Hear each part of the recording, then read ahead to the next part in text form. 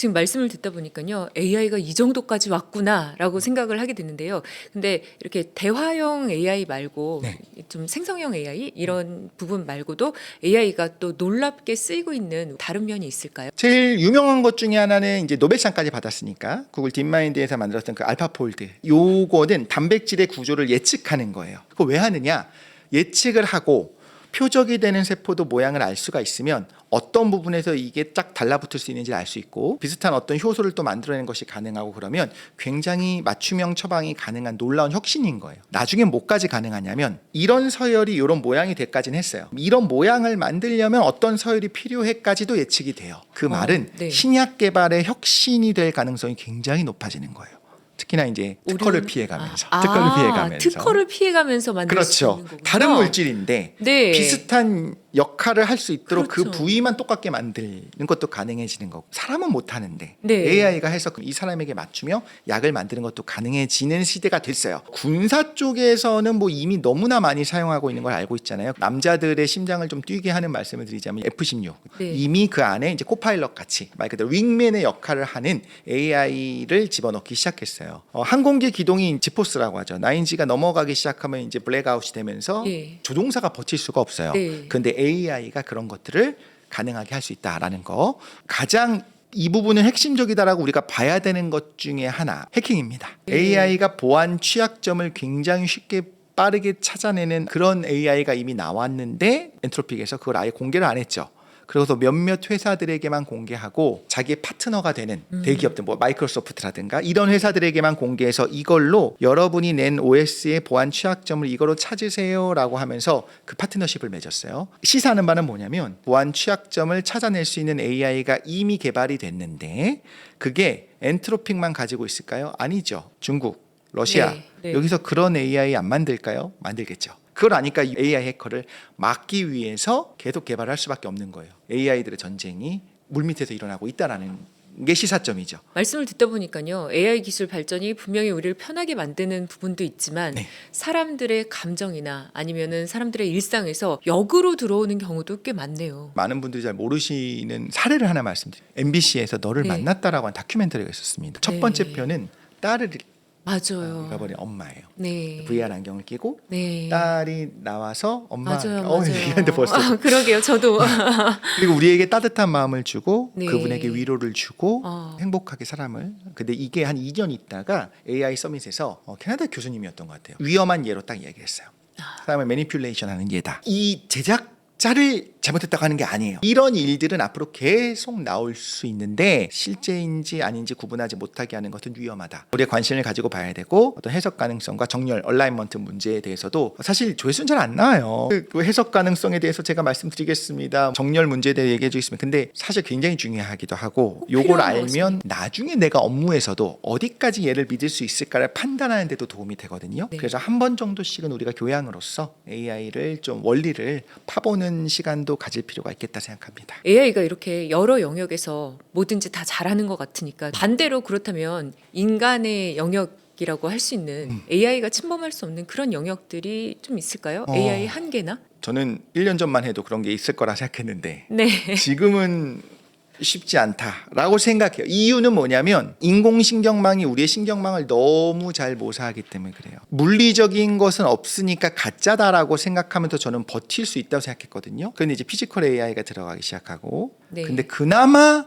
얘기한다면 예를 들면 스탠드업 코미디 웃기는 웃겠지만 한편으로는 저건 진짜 피와 살로 이루어진 게 아니고 학습한 거잖아. 제가 머리 좋은 건 당연하고 제가 웃긴 건 당연하지. 하지만 쟤랑 어떤 깊이 있는 관계를 맺고 싶지 않아. 왜냐하면 우리는 불완전한 사람이랑 하고 싶지 않을까. 그러니까 불완전성을 AI가 모사는 하지만 네. AI가 그런 불완전성을 모사하는 것조차 꼴보기 싫을 수도 있거든요. 그럴 수 있죠. 그래서 네. AI가 못하는 거는 사람의 네. 불완전성, 사람의 네. 비합리성 오히려 네. 이런 부분이지 않을까 싶기도 해요. 이렇게 AI가 굉장히 많이 발전을 해 있고 우리 삶의 일상에 많이 들어와 있는데요.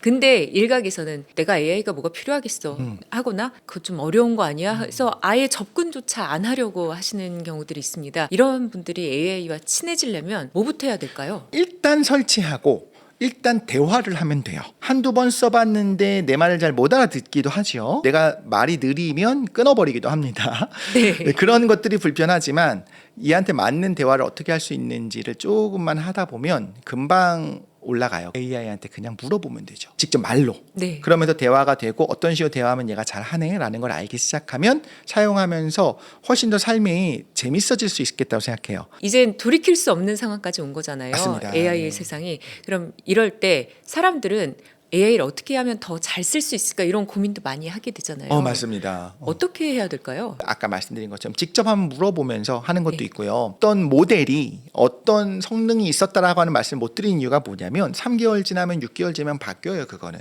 네. 그러면 어떻게 해야 되냐면 새로운 기술을 제가 소개해 드리는 것보다 새로운 기술이 나왔을 때 그냥 막 써보는 게 좋아요. 마구 한번 써보는 거. 그런데 요즘 AI 얘기하다 보면요. AGI 그러니까 인공 일반지능 일반지능, 네. 이런 얘기도 좀 나오던데요. 네. 이건 또 어떤 개념입니까? 이미 뭐 AGI 직전에 왔다라고도 볼 수 있습니다. 인공 일반지능은 보통 어떤 거 얘기하냐면 네. 지금 로봇 청소기가 청소 굉장히 잘합니다. 거기 로봇 팔을 달아준다고 해서 얘가 빨래를 개거나 설거지를 하거나 우는 아이를 달래는 건 못할 것 같잖아요. 예. 그런데 그런 일반적인 일들도 다 할 수 있는 것들을 AGI라고 하게 되거든요. AGI는 이제 될 거고 그런데 초지능이랑 연관되는 거는 좀 별개의 문제예요. 인공지능이 너무나 뛰어나져서 온 인류의 모든 지혜를 모아도 이 인공지능을 이기지 못하는 세상이 당연히 올 거라고 생각하기도 하지만 어쨌든 그거랑은 별개의 문제. AGI가 됐다고 해서 ASI가 되는 건 또 다르다는 거. 또 하나는 의식도 다릅니다. 예전에는 그게 저해상도였어요. 그래서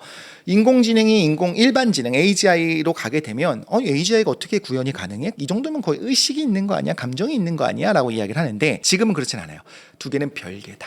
AGI가 나온다 하더라도 인공의식이라고 확정할 수 있을 것이냐는 좀 별개의 논의가 필요한 거고 그리고 의식이 자연스럽게 발현이 됐다고 하더라도 거기서부터는 좀 무섭기 때문에 네. 의식이 그렇네요. 생겼을 때 그거를 이미 있는 걸 없다고 하는 것도 참 그래요. 뭐든 대비는 해야겠지만 네. 질문에 대한 답을 드리자면 AGI가 실현되는 것과 인공의식이 과거에는 거의 같은 거로 봤으나 지금은 그건 별개다라고 보고 있습니다. 이렇게 오늘 근 한 세기가 되어가는 AI의 시작부터 현재 미래까지를 얘기를 나눠봤습니다. 마지막으로 이제 AI 시대를 살아가고 있는 우리 시청자 여러분께 한 말씀 해주신다면 어떤 게 있을까요? 자, 아나운서님이나 저나 지금 보고 계신 분들이나 우린 되게 흥미로운 세상에 살고 있어요. 네. 컴퓨터 개인용 컴퓨터가 거의 없던 시기에서 시작해서 알칼로이드 같은 벽돌 깨기 이런 게임부터 시작을 해서 그렇죠. 네. 스타 같은 전략 게임도 하고 그러다가 AI가 사람을 추월하기 직전에 와 있고 아마 우리가 죽기 전에 AI가 더 발전해서 사람을 뛰어넘었는데 우리가 어떻게 AI와 공존할지를 아마 볼 것 같아요.